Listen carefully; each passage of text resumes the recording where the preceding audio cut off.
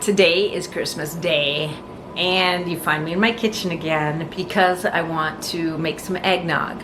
I am going to make a keto-friendly recipe. The recipe I'm using, I wrote a note on it that said, good, we'll make again. So I'm going to use that recipe again. It's been a while, I don't remember, but if I said it was good back then, it must be good. Today's contestants, 6 egg yolks, a half a cup of granulated sweetener, this is the one I am using, 2 cups almond milk, 1 cup heavy cream, and a pinch of salt. Can you even see it in there? Yeah, it's in there. Plus I'm going to need some vanilla. First thing we're going to do is mix the egg yolk, the sweetener, until they're combined, and then we'll set it aside. The next thing you'll want to do is to put all the rest of the ingredients, except for the vanilla, into a pan and bring it to a simmer. This is the egg yolk and the sweetener, and to this I'm going to slowly pour in the hot liquid so as not to cook the eggs. I don't know how it's not going to cook the eggs when I first start pouring it in there, but we'll see. Because, you know, a simmer is like a boil and it's really hot. And then you just slowly pour it in, and I can't really show you other than pouring it in like this. But we don't want to discard the pan yet. We want to keep that. Now I can show you. Well, I guess it didn't cook the eggs. Look at that. Oh, I gotta hold it just right. The next step is to pour this back into the saucepan, and we're going to heat it up some more. The directions say put it back on the stove, low heat, 3 to 5 minutes, and you don't want to boil it because it'll cook the eggs. I'm not sure what the purpose of putting it back on the stove and heating it for is. I guess I'll find out. Okay, I wrote a note on the side of the recipe saying 5 minutes is too long. It does say if you cook it too long and the egg starts to cook that you can strain it. I don't want to cook it that long. I'm not sure what the purpose of it is. Maybe just to cook the eggs so you don't get salmonella poisoning, but I'm only gonna do a couple minutes. That's it. This is not going to make a thick eggnog.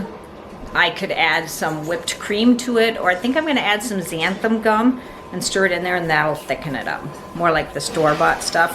If you read the ingredients on the store-bought eggnog, it calls for some kind of xanthan gum or thickening agent. I ended up doing a 1/4 teaspoon of xanthan gum, and it doesn't seem lumpy, but I thought I'm just going to strain it anyway. We'll see what comes up. Maybe a little bit of stuff in there. That's the xanthan gum all thick there, I suppose. Since that's probably just the thickener there, I decided to put it back in, whisk it up some more, and put it through the strainer a second time. See what shows up. Because I want it thick. I don't want to waste it all. Oh look, there's less in there this time. Maybe I'll do it a 3rd time.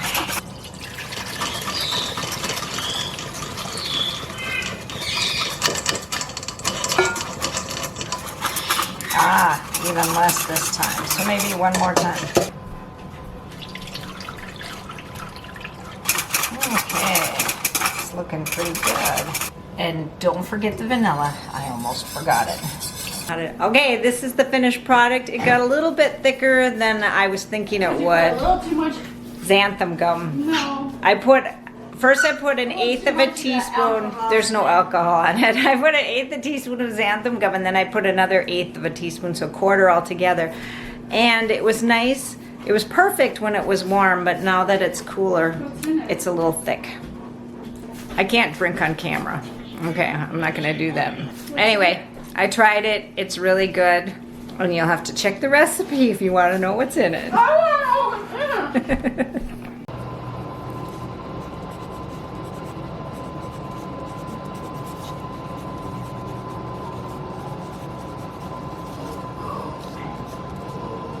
Merry Christmas to you and a Happy New Year.